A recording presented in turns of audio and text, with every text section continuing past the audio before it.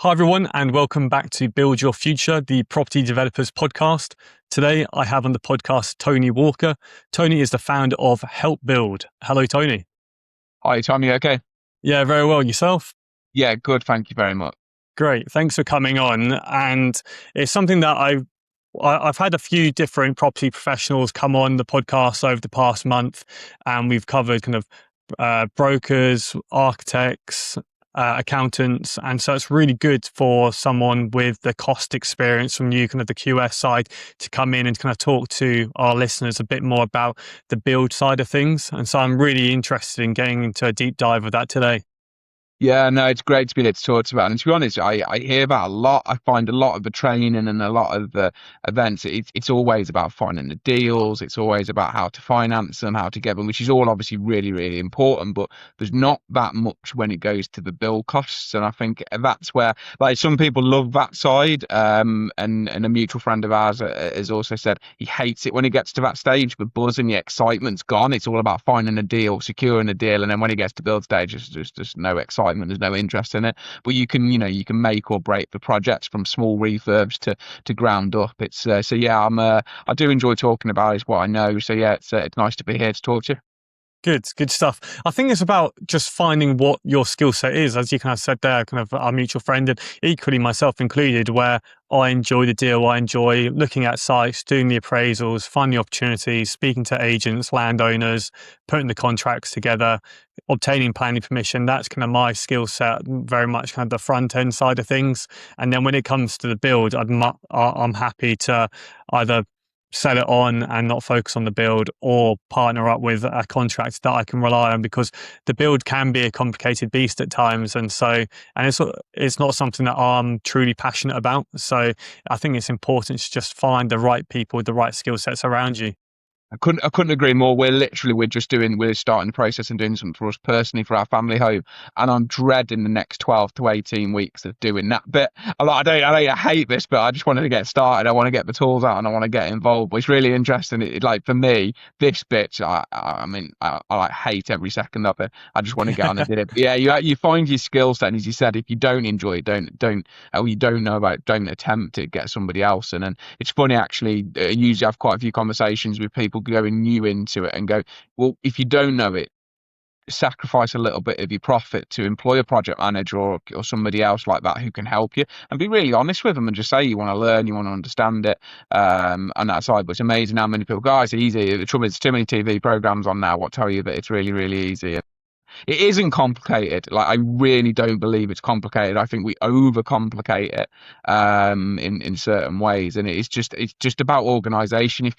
It's what a lot of project managers do that who don't know construction still do very well, because it's about methodical organization, and it's good, but it's challenging. It's good. I think one of the great ones that actually highlight it in terms of TV shows is Grand Designs, because you often find that they've overrun in cost, they've overrun in time, they're still in their caravan on site 2.5 years later, and they've realised the kind of the challenges that come along with it. But that is part of the story and part of the journey. Well, if you go on Homes Under the 100%. Hammer, you think you can make 100 grand in a week.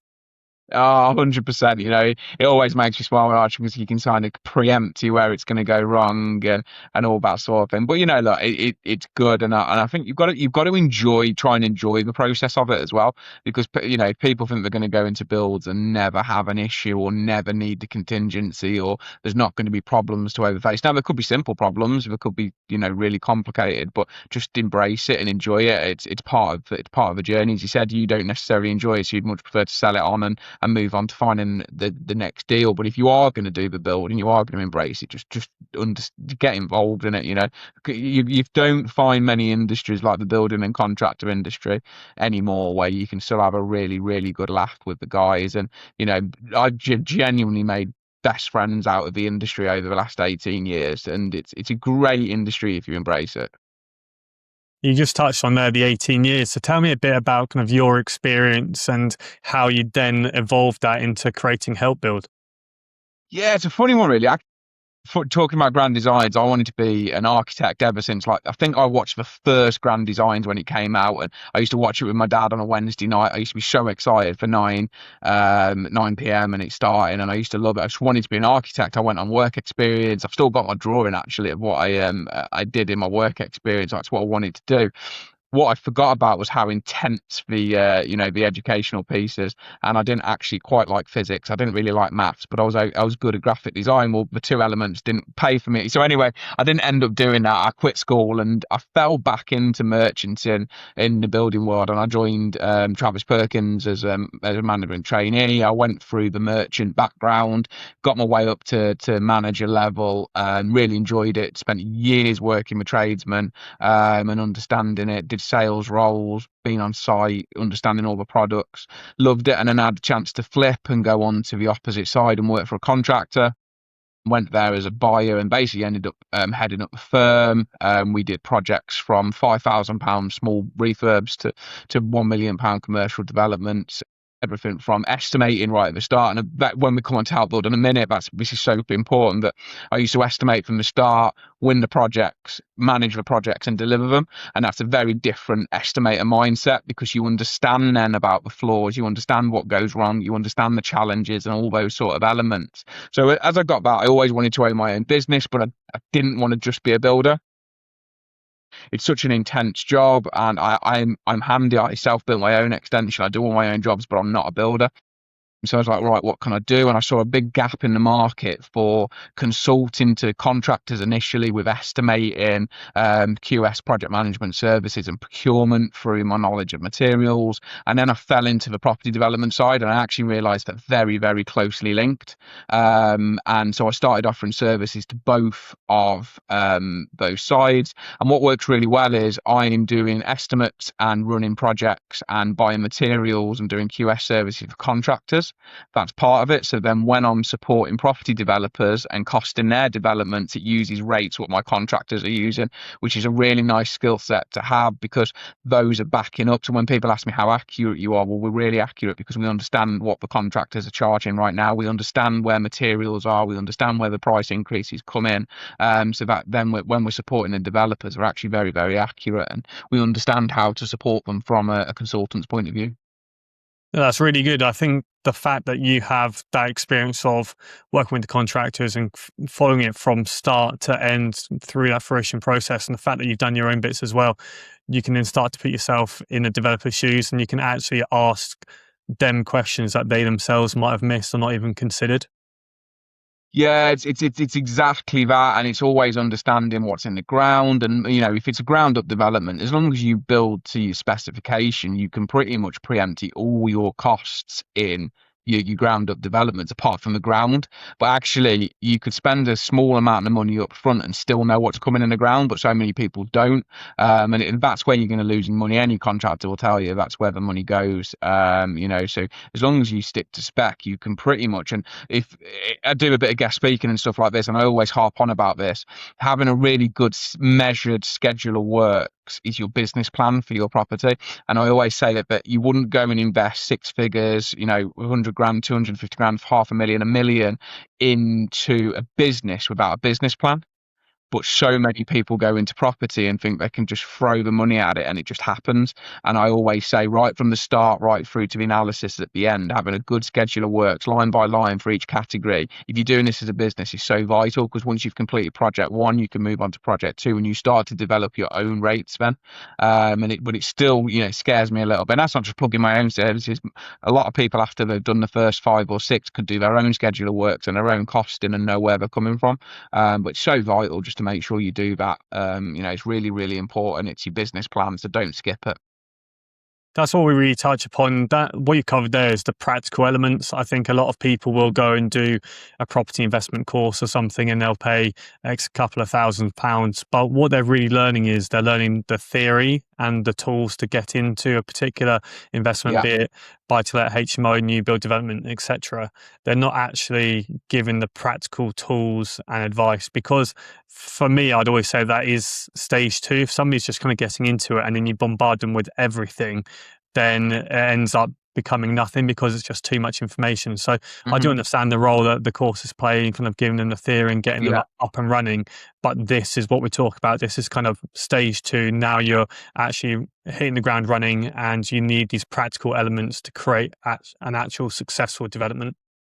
100%. Yeah, I couldn't agree with you more, Tom. As you said, I talk about it, like, as you said, the courses have their places, and as you said, it gives people the tools to get started. But I do think that at that point they have to then consider the stage two of it, and they have to understand what the build looks like, because it's a very, very different kettle of fish. It's a very, very different world you live in. Unfortunately, I was having this chat the other day. There's a lot of bad press again going around about contractors going bust at the minute and leaving people in a real financial difficulty. And you can only do so much to try and combat that. You're never in complete control, but you can do a lot of due diligence. You can do a lot of work to make sure that doesn't happen and you're not employed. And the reason it's so hard is anybody can be a builder. You could decide to go and be a builder tomorrow.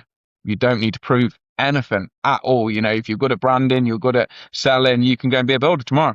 And there's nothing to stop you. I can't go and be a doctor tomorrow. I can't go and be an architect, or I can't go and do this, or I can't go and do that. But with a builder or with the trade, you can literally go and be a carpenter tomorrow. I can put a shelf up. Shall I go give it a go?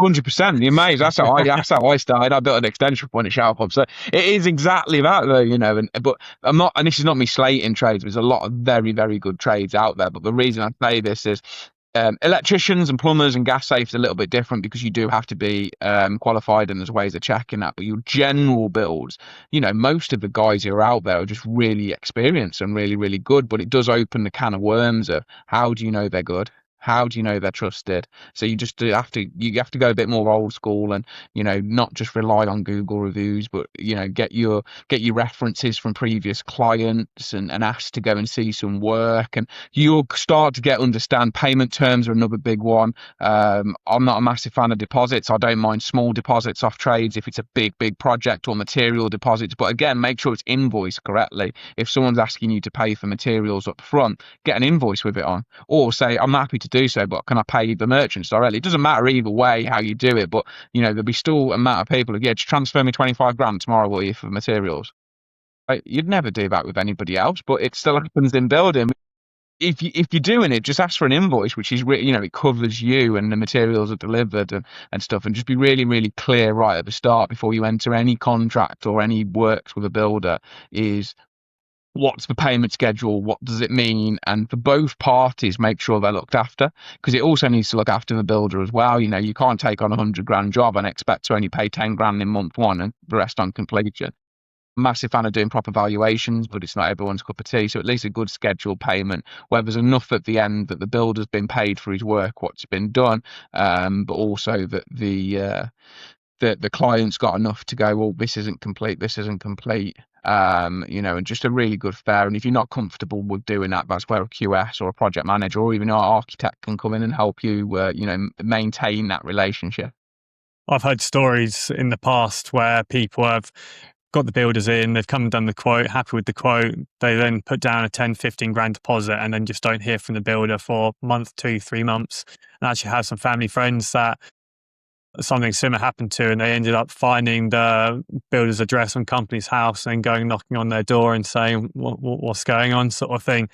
And then obviously there's always a typical excuse. It all got resolved in the end, but it's just something so simple as that. You kind of think, well, I've met them and we've gone through the project and everything is good. I trust them. I'm now going to put this deposit down to show I'm serious, for them to kind of pull the rug. And I think it's one of those things that no real any other industry kind of does that. So No. out of interest, it'd be good to get your insight, where when we look at kind of contractors and the construction industry as a whole, we talk a lot about, one, the brain drain. So a lot of kind of people that are in the construction industry have been around for 30, 40 years. They're now looking to retire, which is leading to a bit of a brain drain in the industry.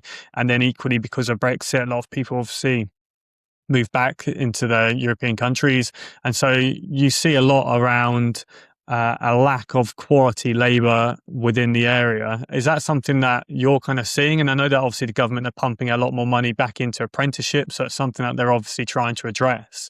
But what's kind of your opinion on that? I have a really strong opinion, and we could be here for a few hours. But Here we go. Sure, I am genuinely scared about the next 5 to 10 years. I've been talking about it for the last five. Go into a builder's merchant tomorrow morning and look at the average age. And what the issue we got is most of the apprentices what come through end up going on site.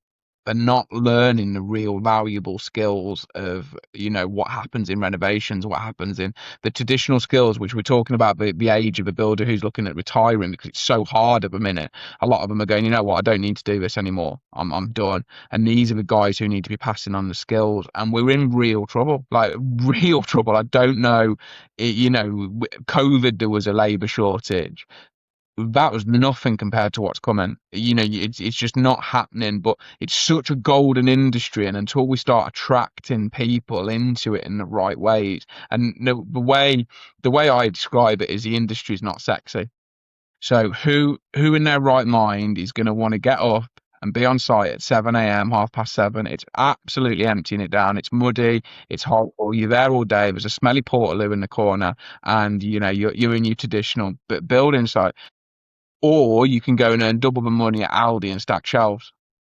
Now, you've got to go through the bit of pain, but what we're not doing is showing the opportunity to the youngsters of what they're going to be able to create. And when I say to this, I have a bit of kickback from a few people going, I genuinely believe the trades is the next six-figure industry, and you don't need a massive business to be able to do that. With somebody who wants to grow a little bit of a business with maybe one, two, three of you, one van and a couple of other guys, you could have a really solid business and earn more money than we've earned in the previous, because you're going to be on such demand. But also, if you're clever, there'll be the demand for really good quality and really good branding. And what the golden generation hasn't done is ever branded. They've kept the van for 25 years. It hasn't mattered before because your friends recommended and they've come and done you a really good job, and I chuck a 600 quid for that, mate, that'll be fine. That doesn't work anymore.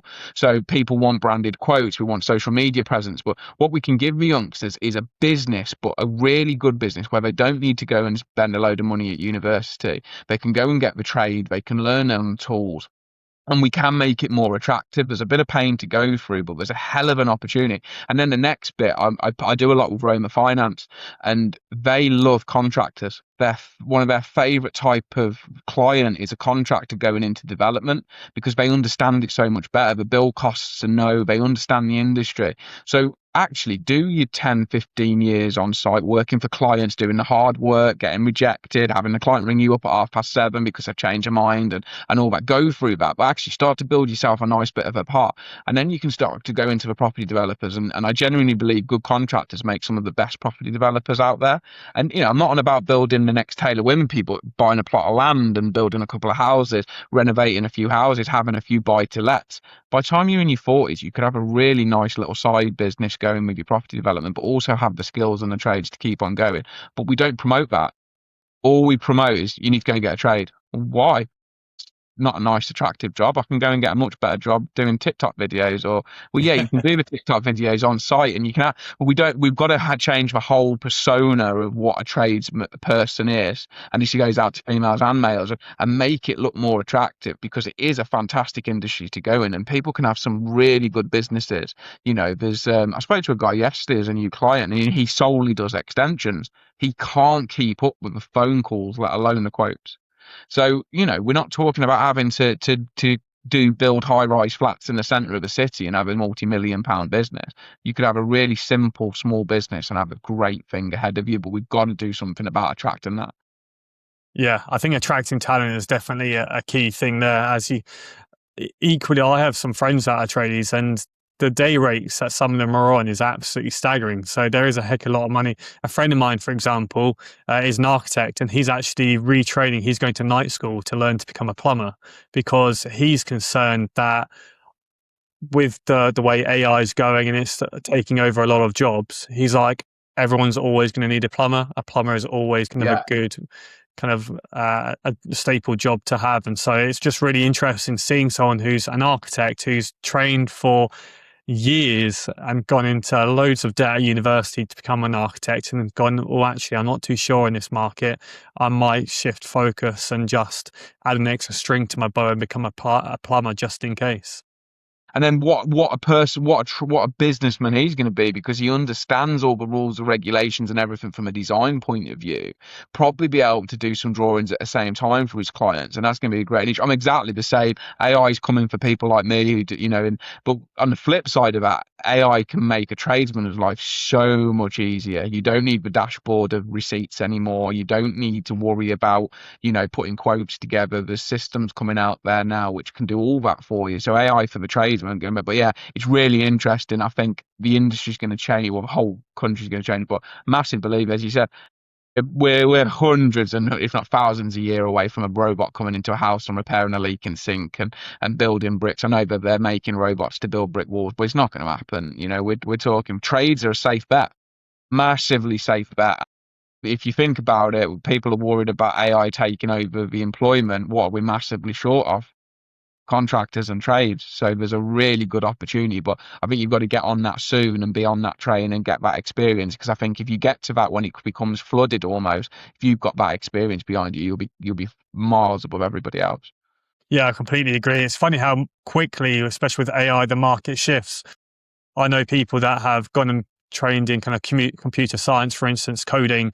And a couple of years ago, I'm sure we all saw videos on Instagram where it was like the day in the life of someone working at Google, and they'd be earning £150,000 a year, and they'd be working 2-3 hour days and doing a yoga class at lunchtime, all of this sort of stuff. And now that's completely shifted, and AI is taking a lot of these jobs, a lot of these opportunities. And I know a few grads that have come out and were told to do computer science. They were told at school computer science, they'll make a lot of money going into that industry. Again, at university, they did it. And now the market shifted, and a lot of them are actually struggling to get jobs because of AI. But as you said there, with house building and development, I think there's going to be a far slower adoption, because as you said, if you're going to be trying to teach a machine to lay bricks, for instance, well, then you have to think about uneven ground, and if it rains and it being muddy and everything else, and all it takes is a bit of the rain to get into the machine, or to impact the way the tires are sitting on the ground or something, and then your whole brick wall is absolutely useless. So I don't I think mean, that's going to be replacing anytime soon.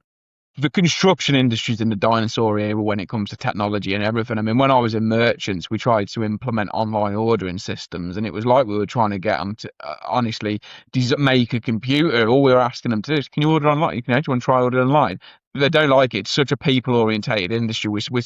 I always say it's 10 to 15 years behind everything else, if not more now, with AI coming in. So when you say to somebody you're going to let a robot build your house, you've got no chance of that happening, and not in our lifetimes, and probably our kids' and grandkids' lifetime. I genuinely don't believe it, And not only that, as you said, the ground, the access, the properties we might be talking about putting an extension and a terrace with an alleyway, and you have to you barrow in the concrete, barrow out the soil, and all that sort of stuff, and carry brick. No, Yeah. it's not going to happen. But I think there's a great opportunity. It's really interesting that your architect friend is doing that, because I think we'll probably see a lot more of that. And I think this is potentially where we start to see the change of people who are more interested in business than being on hands-on, but we're going, actually, I understand it, so let's have a really good plumbing business. So you don't have to employ a team of 30 lads, a couple of people, and you could have a really successful business. So from your experience then, what's the most expensive mistakes you've seen? There's a few things really that in terms of property development, people get too carried away with the design for one. It's when you get onto the design and then you get a quote through and there's a 25k steel package in there. It's like, well, why is that? Well, you're asking for a 10 meter by 5 meter open space. We don't design houses like that. My structural engineer said we would design when houses would first design, we were designed to build a maximum of 5 meter by 5 meter boxes stuck together. Now everybody wants that open and stuff, and then they're shocked when the cost of a build is double what they expected. Well, yeah, you've got that. So I always say to people, if budget's an issue, big apex windows and big open plan spaces are weirdly going to cost you more money. And in the ground is another one. As I said, if you don't do your ground reports properly, that can cost you an absolute fortune in mistakes on that. Connections are a huge one. I worked with a client last year who was looking at buying a plot of land, 4-bed family home, really nice location. It was an expensive bit of land, but it was down a lane, and it wasn't the last in the lane. There was houses before and after it. So we thought, connections will be easy. I got involved. We went to National Grid, and it was £42,000 to put power to it. Oh, The reason being is there was not enough power up the lane to power his house. So the whole bill was about 52 grand to do it. So we ended up paying. But what people don't know is you can find most of that information out for free. So you can go to the likes of National Grid and tell them what you're looking for. They won't give you a fixed quote, but they will give you a very accurate budget figure. I mean, National Grid came out to site for us twice and looked at it. They didn't charge for that, and they'll do all that side. Gas, there's an online plotter, so you can basically you can find the plot and you can find where the nearest mains gas is, and then you can plot that to it, and it will give you a rough indication of say between 1,500 and 2,500 to do a gas connection. The only one you have to pay for is water and sewerage. But if you do that, it's not a massive amount. I think it's about £150 each to get those quoted. So if you're going down the route of this is looking like it's happening, I'm going out for finance, I need to know my costs. Don't guess your connections. The amount I get through, and I love it when I see the connection PC sum at £1,000, £1,000, and £1,000. I'm like, I haven't seen any connections that cheap for a very, very long time. So connections, if you're not careful, can seriously hurt. But you can do your homework on that, and then ultimately, it's costing it incorrectly. It's, fag packet estimates on builds. Square meter cost is my biggest one I harp on about. If you Google square meter cost, there's about, between for extensions, for example, I think it ranges from £1,400 a square meter to £3,000 a square meter. How on earth do you cost a project like that? Like, it's just so many, middle parts what form that square meter cost, whether it's location, whether it's specification. I priced 14 new builds on the same site, and not one of those houses worked out the same as square meterage. One was a 3-story, one was a bungalow, one was a dormer bungalow, one had stone sills, one had big openings, one didn't. And always, I think, and we're not talking massive amount of difference, but they all correlate. The one was a corner plot and had like 550 square meters of turf, where the one had 120 square meters of turf. So, all those sort of things where people just go like that and just say, yeah, it's about that much to build this. Yeah. It's great. And even I do it, as I said, this property we're looking at now, I had a rough figure in my head, but I still have to write down and do a schedule to know exactly where I am with my costings and what each line's going to be, and what am I allocating to windows and doors, what am I allocating to drainage, what am I allocating to the roof works. Some builders are very, very good at walking in and going, that'll be 55 grand. Yeah, an old boss of mine used to do it. I used to spend 2 days doing a quote, and he used to be within 3 grand of mine. It used to drive me nuts. But not many people can do that very accurately. That's years worth of experience. So yeah, I think the biggest thing for people is undercosting. Not putting contingencies in there, and sort of going down the route of, yeah, we think it's going to be this much. And I think a lot of lenders now, I think if you're experienced and you've done several, lenders are more happy. Yeah, we've had 2 or 3 successful projects with you. We don't need to see a schedule of works. We trust you. But even going from, I had one recently, the guy was going from several refurbs, done really well with them, made money off them, paid the money back, no issues whatsoever, to 14 new builds. Well, that's a massive jump. So the lender went, look, we'd just like you to work, and they ended up working myself. We'd just like you to work with somebody just to get your costs right, so we feel comfortable, you feel comfortable. And certain areas they were absolutely great on, and other areas, they weren't. I mean, they were putting really expensive kitchens in, and I kind of advised them, why are you doing that? These aren't luxury houses. So we had good conversations. And then on that, over specifying as well, especially in property development, there's always a ceiling price to a house. And I think if you're not careful, the emotion can get in, and you're sticking £100 internal doors in there when you don't need to. You don't need to put a shoddy new build, developer's finish in there. You can buy a £50 door and it's still really, really nice. But in a £300 semi-detached house, you don't need to be putting Neff appliances and granite worktops in. But you still see it. It's, oh yeah, they're good, yeah, they're fantastic ovens, but you don't need to be doing that from a development point of view. Let's rein it in. Let's put a bit of developer spec. But on the flip side of that, I have seen people do £1 million houses and think they can put an own brand Howden's cooker in there. And it's like, that doesn't work either, because if you're spending £1 million on a house, you want the Melly, you want the Neff, or you want something probably more than that. So yeah, it's very, very important to specify your build right as well, and understand that. Yeah, knowing your customer, knowing your exit is definitely key. And I think sometimes when people are first starting out, they have, usually gotten this passion from watching Grand Designs or something. They've probably got a 100%. Pinterest or something with all these different designs. And then when you're building it, it's easy to go, oh, well, actually, we could put in this nice kitchen, or we could install X, Y, and Z. And actually, it's that cost creep, isn't it? And then you kind of think, well, if you're now pointing towards the ceiling or the glass ceiling of that area, then you're really going to start to come a cropper. And I've seen people go time and time again, kind of overcost it. And then when it comes to sale, they're just not getting the same ROI. And that said, I think that, so I used to work for some of the major house builders, and I found that they went the other way where everything was predominantly focused on ROI. And for instance, they used to hate building bungalows because the cost of building a bungalow in comparison to kind of a 2 up, 2 down was quite significant because the roof, etc. And so that then actually impacts them, because now a lot of branding is going out against major house builders, as we all know. You just have to go online and talk about kind of the amount of snagging that's taking place for that. And I think that is the big place where SMEs can play their part. And that's why I'm doing a big push for supporting SMEs this year and coming years, because they take passion and take pride in what they're building. And okay, ROI and making a profit is one thing, but actually building something that you're proud of, that you can kind of show the local people, this is what I built and this is what I've done. And I think it also, as you said, strengthens the position with other lenders, because when they can see that you've built a great looking product, well, then come the second development, third development, it's just going to snowball and help you on future developments as well. Couldn't agree more with that. That's where an SME has to come in. If you're only producing the same, I'm not going to say rubbish because I live in one, but if you're only going to produce the same stuff what Persimmon and Wimpers and everyone else are doing, you're not going to gain the market. You know, you've got to be able to show the best. And a really good example of this is, I'm sure you won't mind me name dropping him, Steve Hammond of TDN's a builder, and he's done some developments. And when I first got to know him, he was finishing one of his developments. He does nice stuff. It looks great. And I was there, and the carpets were being fitted, and all the finishes in the house were matte black, so the light switches, and all that was very, really nice. All the ironmongers were matte black. Carpets had been fitted, and the threshold strip from the doors was chrome. And he walked in, and he went, "What's that?"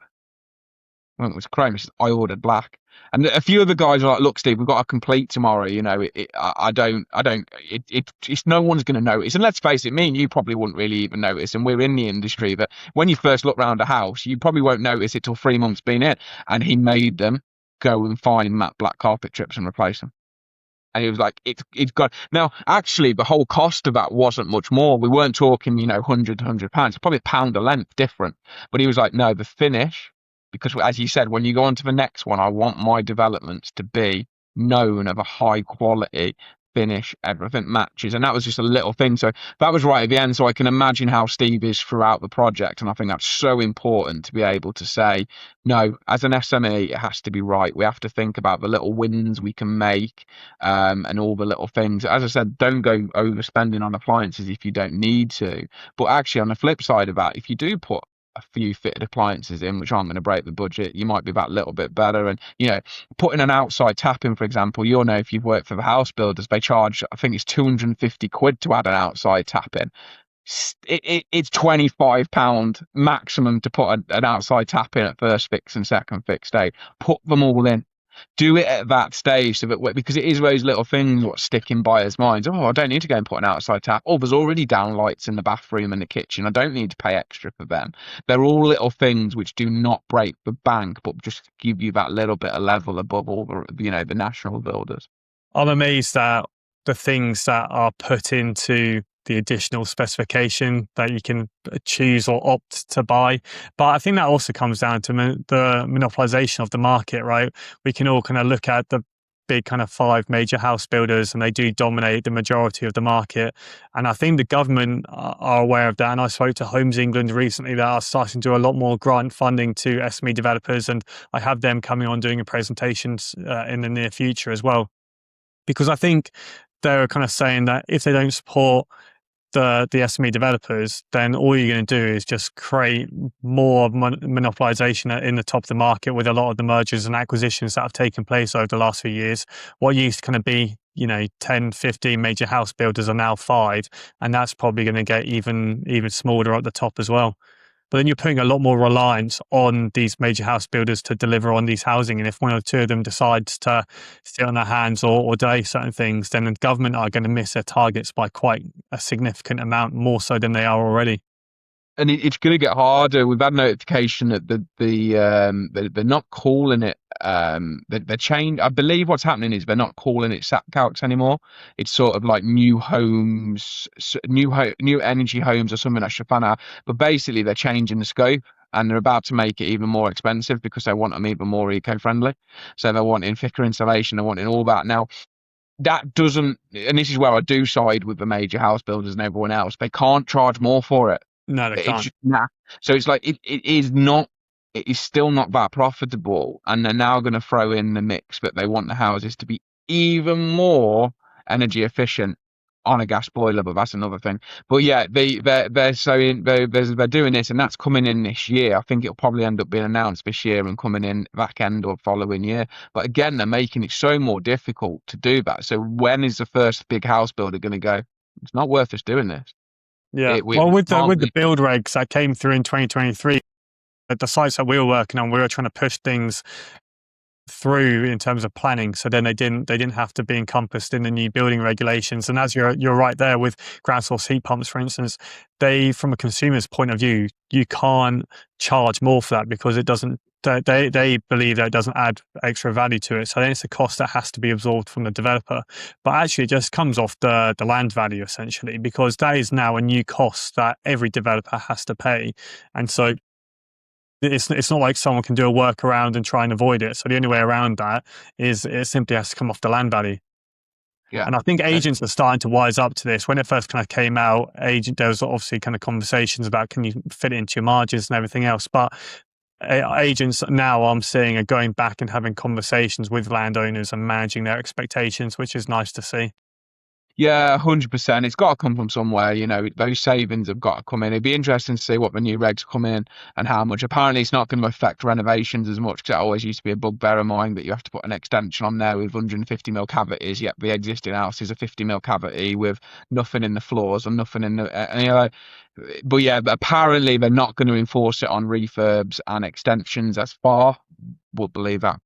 But it'll be an interesting one to add to the mix. I think it's very contradictory when you say that you need to build X amount of million houses or thousand houses, and then you're then going to make it harder and more expensive to build them.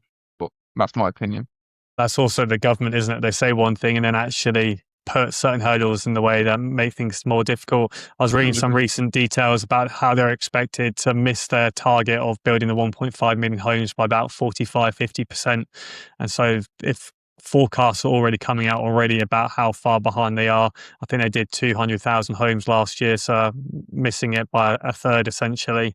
And I think that's just going to continue, because I looked at the planning permissions that were for last year, and that was 210,000 units that got planning permission, and that's obtaining planning. That's not building out. And as we all know, the build out will be far less than that. So I think it'll be really interesting. But as the population continues to grow and less units are being built, all it's going to do is drive up house values. And now we're at a point where house values, there's the affordability issues. So something's got to move, something's got to squeeze. And it'll be interesting to see what the government do next to try and amend some of this. 100%. Something's got to change, because likewise, like we referenced earlier, when there's a shortage of trades, if you can't afford the newer houses or the ready done houses, you tend to go and do a refurb property for yourself. If you haven't got the trades to do that, how's that going to affect it? So what you might end up with is a big market of very, very derelict, poor quality housing, what doesn't sell because there's no one to do it. So yeah, it'd be very, very interesting, because also there's a market there for builders to go and do that, and then all of a sudden they're not building new houses, and then they're not. So it's just, it's all catch-22. How they're going to do it, I have no idea. It'll be interesting. So with all these challenges, it just goes to show how important managing your costs are. So what are the main procedures that small developers should be implementing into their businesses to manage their costs? So yeah, managing costs, I think the biggest thing people do, so like if you do take on board but getting a schedule up front and sort of work into your costs, I think the biggest thing is people don't look at it. So they go, right, I've got my line by line. I did really good at that. But then they don't monitor it. So they don't monitor their onwards costs. They don't monitor the cash flow through it. So, for me, I do a decent, a basic spreadsheet only on Excel where you've got your lines and there's a weekly valuation of what you paid out, whether it's a plus or a minus. Are you in the, if you made money, if you lost money, etc. But you should be doing it on a weekly basis. That's your cash flow document in terms of your build costs. So actually, do you need to rein it in at the end on the finish because it's really, really vital that these costs are coming? And then I think the monitoring of it just vanishes because it's so challenging, it's so intense. They don't do that, and then actually when you get to the end of it, it's I think most developers will say this: how many of them actually sit there and look back at the costs of where it went wrong? Why did it go wrong? Did I misquote it? Did the materials go up? Was a bad trade? Am I always losing money on one sector? And all those sort of things. And I think analyzing what you've actually spent is a real key tool, and kind of going into it. And I think also, okay, I am biased, but don't be afraid to work with QSs and project managers and people who can help your business. You don't have to employ one unless you're big enough to do that. Freelancers like myself and my team can come in and just help you as and when you need you. You'll be surprised how helpful people are, and go, oh, yeah, we'll do that. We'll sort that out for you. You don't have, for us, example, everyone says, well, what do you include? I go, well, it's tailored to you as a developer. That's the most important bit. What do you need support is, where do you need the support? And I think, if you've not got as a developer, got the skills to do that, take people on board who will, sacrificing a few percentage of your margin just to make sure that your projects are run, especially if you're doing this as a business and this is what you're looking to do for, for future. On that is use those tools available. AI now is fantastic. There's a lot of tools out there. With that, we've for refurbishments in particular, we've just produced a refurb calculator, and that allows people to cost refurbishment projects without drawings, which is it's a really new sort of tool. It's first of its kind in the market, and it uses all our data, and we're trying to utilize that into new builds, extensions, and further on from that. Now it's great, but there's loads of these sort of things coming out now that helps you produce your costs. We're looking to work with people like Property Filter, so all these things can be put in at the front end. But that's great, that's your plan, but make sure you're monitoring it, whether you're doing it yourselves, whether you're employing someone else to do it. Contractors and developers just hate looking back, I think, and kind of having that realization of how much did it actually cost. We've got 25 grand in the bank at the end of it. Let's just crack on and do the next one. Yeah, it's probably not the most exciting bit either, is it? Kind of going through old quotes and invoices and tying it all up. But equally, I think you're so right that it's so good to get a consultant in such as yourself, where not only are they able to obtain some of your knowledge and your skill set, but also a fresh pair of eyes, and having that fresh pair of eyes coming in and just asking questions and maybe considering certain things. Because when you're working a deal or doing a development, when you're so involved with it, sometimes you can't see the wood through the trees. So having someone coming in and saying, well, have you considered this? Or how about that? And that just really, really helps as well. Yeah, 100%. It's that one I just mentioned about 14 new builds, and I did my costs, and it was a lot higher than the client first anticipated, and I was dreading sending it in because literally I'm saying he's wrong on the figures. But we had a really nice conversation after. I was like, do you realize you're putting attic trusses in, which are about 3 times the cost of standard trusses, and all those sort of things where you come in? And he was really astute. He was very good. I imagine he builds very well and very, very keen. But it's all those little things where a lot of people don't realize. And he'd actually gone and got the groundworks quote. I was like, you do realize it doesn't include this, and this, don't you? And he went, no. I was like, yeah, that's for that. And I wouldn't have, he'd never done a development that big before, so I would not have expected him to pick up on that. He thought his drainage and roadworks was all included. You And I don't know think what you don't know, right? no, and I think this is where we let ourselves down as an industry, whereas we don't collectively say, a lot of people go, well, yeah, there's your drainage package, but that doesn't include the localized drainage to all the houses, and that's another 400 meters. Well, did that really get stipulated, or are we actually looking for the guy to fall here? And they're all the little bits. Whereas if you're really not 100% sure what you're looking at and looking what you're doing, get somebody involved to do that. And also, so I'm working with a client at the minute who's converting an office building into some apartments, and he's very, very, very knowledgeable. He's a structural engineer. He's done his own developments. He's very switched on. But it's like we were looking at door sizes, something so simple, and basically metric doors had been specified, which is a small part of the industry came metric a few years ago. And actually, it doesn't add masses of money on, but it means everything's not off the shelf. Usually metric doors take a bit longer to come. They're usually about £20 a door more. The door linings, what are on the shelf in the merchants, don't work. And I was like, so all what can happen is it can add delays on, because let's face it, someone's going to damage one of the doors what I delivered, and all those sort of things. He went, well, what difference does it make? I went, none. He went, so why are we doing it in metric? I went, I don't know. And he went, all those little things. Like, I wouldn't. His technical knowledge is far superior than mine. But all those little things, where, as he said, a fresh pair of eyes will go, why don't you do it like this? It has no impact, and it saves time and money. And they're all there, the little small minor changes where you can go, they're little wins. And there, as you said, even I will bring people on board and go, let's just have a look at this together and just see what we can look at. So yeah, but whoever you use, find somebody you can work with, and somebody who's brings a part to the table which you don't have is a massive piece of advice. It's those little wins that all add up, don't they, when it comes to looking at the final balance sheet of that development and its success. And that's one of the key reasons why I set up the Property Developers Network, because there are people be there that by having that one conversation with you could save them £15,000. Well, then being in a network is an absolutely no-brainer. And that's the type of thing that we're looking to do and looking to push, getting the right people in these rooms that can assist people wanting to get into development to scale their businesses. 100%. And what you tend to find is, and I don't want every solicitor to come and find me and lynch me, but with most people who are kind of in these roles, we're not charging by the hour for advice when it's a networking event and stuff. We've all got to make our money. It's fine. But, for me in particular, when my clients, no matter what they do with me, whether it's estimating, QS services, if they've got a question and I know the answer to it, I'll help them. I'm not looking to sort of, send them a bill for 150 quid for 5 minutes of advice. It just adds all the value. But what you find is in construction, there's a lot of people out there like that, mainly because they've either made that error before or they've come across the same problem before. I've got a great army of structural engineers, architects, and people like that. I think some of them have never actually had a transactional invoice between the two of us.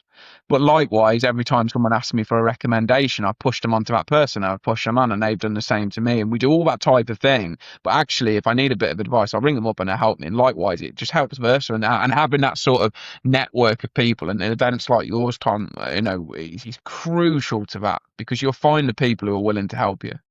There's also positive introductions as well. If you help someone, then they'll go, oh, I've used Tony and he was really good, really knowledgeable, X, Y, and Z. And it's a great way to get so much more business. A consultant of mine, he's doing a development within the network, and he had a couple of questions. He sent it out to a planner that he'd used in the past, and they came back to him, answered the questions, and then they sent him a £600 invoice for that pleasure. And he just thought, I'm not gonna use you again. And lo and behold, he's now gone and used another planner. And by that planner trying to get 600 quid for something that, in my opinion, wasn't really deserved, they end up just losing out on business longer term. If they just answered his questions, well, then lo and behold, he'd used them for the pre-app. He'd then used them going in for the full planning permission, and they'd be getting a lot more works for all of that and the reserve matters, opposed to just trying to get 600 quid on the front end. 100%. It's 100% that. It comes back to 4-fold, 5-fold, 6-fold. I've done very similar. A lady who was helping, I met through a networking event at a property developer show. Did her a load of free advice, and she booked an hour of my time, which I don't do that often. But if she says, I'd like to pay for an hour of your time if you just have a chat, like, no problem. It was an hour's rate. It was nothing. Do you know what I mean? It was a really nice conversation. But she recommended me to a friend of hers, and now I'm doing quite a big contract for. And it's all those little things where it's nice. Really, and the whole hours here and hours there are just not worth it for you want the bigger stuff. But I was happy to do it. We got on really well, and I gave her some, I must have given her some decent advice because she recommended me to somebody else. And that's the same as well. Networking, it takes its time. I was very much blinkered. I thought when you went to networking, you get instant results, but I think you referenced it on before we started this call when we were having a catch up, that your funnel from networking, what you do this year, really is going to pay next year. And I think that's what people. I definitely, when I first started out doing this, I definitely underestimated that. You got to put the work in now, and then hopefully 6 months time you'll start to see that come across, because you take advice off your friends, if people you get on with, and if you're going to take advice off anyone, the first person you call, if they're going to know, is the person you get on with the best. You're not going to necessarily ring the stranger you meet for 1 minute. It takes a couple of interactions to get to that, and it takes like, oh, have you tried this person? They've been really, really helpful for me, and then that was, materializes from there. 100%. It's adding value and integrity, and they're the kind of two ethoses that I've predominantly focused on, and that's where the property developer network are kind of built from. Because I've been to events in the past where I kind of you have kind of the name badge and obviously to say what you do, and I've gone to it where it's been property professionals, shall we say, and then everyone's kind of given you their business cards, and and I've kind of gone, well, no one's actually asked me where I'm based, what projects I'm working on, how they can help me. It's just, here's my business card and let's have a call and how can we make money out of you. And I understand everyone's got to make their money sort of thing, but you need to have that personability first. Like you said, this is a people business, and I need to have people that have the knowledge, have the value, and equally I can trust at the same time. And so I think a lot of people kind of try and skip all that and get straight to the cash, but actually you need to It's build all that on the front end. it's not transactional. That's how I always say it. Yeah. It's not transactional. It's about the next one. It's that next one. It's about the next one after that, and that takes time, and that takes trust to be built, and all that. So yeah, I fully agree. So let's just touch upon the build costs just before we wrap up. Obviously, as we know, build costs went crazy during COVID, and now they kind of feel like they've flatlined a little bit, but they're still a lot higher than what they were kind of pre-COVID. And as we all know, once prices go up, it's very rare that they come back down. So do you think that there's now a precedent where it's going to continue to increase, or do you think we've reached the point where it's going to flatline for a bit? Or what is your kind of thoughts around build costs for 2026 and 2027? I the short answer is I don't know how it's going to end up. Materials went up across they're still going up now until March, around anything between 5 and 12%. So on paper, when you get those price increase notifications come through, it's a little bit scary. What tends to happen is that means everything goes up 10 to 12% in building. However, it's not as busy as it has been. So what happened in COVID was probably the most recent price increase we saw, was everything went up and you couldn't get a tradesman for love nor money. You couldn't get materials for 2 weeks. It was, everybody post COVID it was horrendous trying to do anything. What's happened now is everything's gone up, but it's not got that level of busyness. Some people are still busy, some sectors are still busy, but you ring around and it's not as busy. Merchants aren't as busy. They're chasing work again. So what that means is that everything's going up, but you've got a bit of bargaining power now, whereas we didn't have that during COVID. I give you an example about 100 mil rigid PIR installation. Last month, I paid the least amount for that than I have done in about 8 years. Wow. And don't get me wrong, we procure well with materials, but it wasn't me hammering people down. That was just the costs we were getting. But it's gone up 12. It's going up 12% on the 1st of Feb. So it's still really cheap. And I had a conversation with the manager of a builders merchants, and we realise we're now still paying the same cost as we were back in 2014. It's a commodity product which everyone thinks they need to hammer down on cost. It doesn't mean that the screws on the shelf haven't doubled in price, and the metalwork hasn't doubled and the timber hasn't gone up. But the reason I bring that up is there's more chance of you bargaining at the minute. There's not as many there is labour shortages, but it's not as busy as it has been. So that's why I don't know what's going to happen this year. Everything will go up. It's going to happen. I think there's never going to be a good time to build. I don't think it's going to go down in cost, but I think you do have the potential to negotiate and keep it leveling out, or if so, only a couple of percent rather than the 10, 12, 15% we've seen over the last few years. That's interesting. So again, it comes down to supply and demand, doesn't it? And everything's consumer led. I think a lot of people lose sight of that. And during COVID, as you said, everything went up. Okay, bill costs went up and materials went up, labor went up, etc. But also property values went up and sales went up as well. And so everything was been able to be absorbed within those margins. However, where sales have now started to flatline because of affordability issues, then off the back of that, obviously now developers are slowing down on some of the builds. That means that contractors and labourers aren't so busy. That means that not as much material is being sold. And so that is all kind of having a cyclical effect, isn't it? So everything seems to be kind of flatlining until we kind of see where 2026 continues to go. So I was looking at the Rightmove report, and it was saying that it's gone up to house price gone up 2% this month, which is the largest increase in January since the Rightmove report first came out. So that's really, really positive for 2026, and I'm really interested to kind of see where this market moves this year. I think there's definitely going to be some opportunities from what you've just said. 100%. I think this year will be a leveling out year, and I think next year will be the real rise and the influx. But yeah, it'll be interesting to see house prices going up. That's always positive. I think people forget the correlation between build costs and house prices. It's one of them. I use the classic single story extension on them, or you can't build one of those and get the money back in the house. You physically can't do it. You used to be able to do a single story lean-to extension, knock through 25 grand, done and dusted. Now that's more like 50, 60, 75 grand. You don't add that onto the house. So unless you've got the equity or the price of a house rising, you're never going to get that money back, which is fine for some people because they go, like, I'm never going to leave. Whereas a lot of people used to stick the extension on the back just to gain the extra value in the house, whereas that doesn't happen anymore. And that's the same with a lot of certain, loft conversions are still expensive and all those sort of things. So you have to be very, very clever with what you do to the house. But I do think it's a good positive sign to see house prices going up again, with in line with build costs. So yeah, we'll see. Fingers crossed everything goes up in that upward trajectory. That's I think what we all want to see, right? So for the people that want to reach out, yeah, thank you for this conversation. I think it's been really, really informative, and I'm sure our listeners are going to get a lot of value out of it. So for the people that do want to contact you directly, I'm sure that some of them you'll probably meet at some of our future events, which is great. But if they do want to contact you directly, what would be the best way to get in contact? Yeah, so on all the social medias, LinkedIn, etc., and Tony Walker. But easiest way, my website's helpbuild.co.uk, or if you're into refurbishments, go onto the refurbcalculator.co.uk, and you can contact me from anywhere. The refurb calculator, we do offer a free trial on, so you can go and see what all that's about and see how it affects you. And let me know. I'm really keen on speaking to people. As I was speaking to somebody today about feedback from it and things they'd like to see. So yeah, they're the two ways. Amazing. Tony, thank you for coming on.